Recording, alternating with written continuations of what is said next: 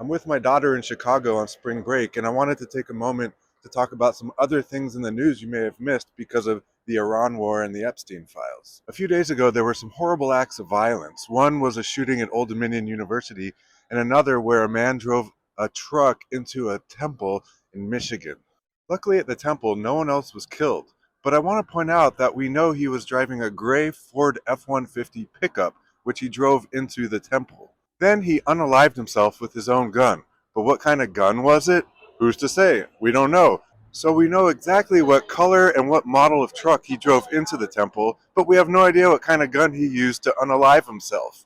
Not the model, not the brand, nothing. In America, we rarely know the information about the guns, and this is because of laws, a complicit media, and because of social norms that keep us in a zombie-like state of learned helplessness. That's why I launched my own campaign to fight gun violence called Name Them to Shame Them. It goes directly after the gun and ammo manufacturers because there's more ways to get at this than just politics.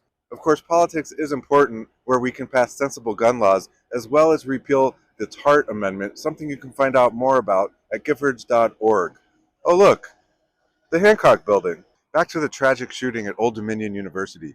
They actually did report the kind of gun he had, a Glock pistol. This is so incredibly rare that they ever report the gun information. With this complete data lock on guns and gun violence information, we don't even know what we don't know. And that's the problem. Our politicians have never understood the problem, therefore they could never possibly fix it. That's why I'm running for Congress.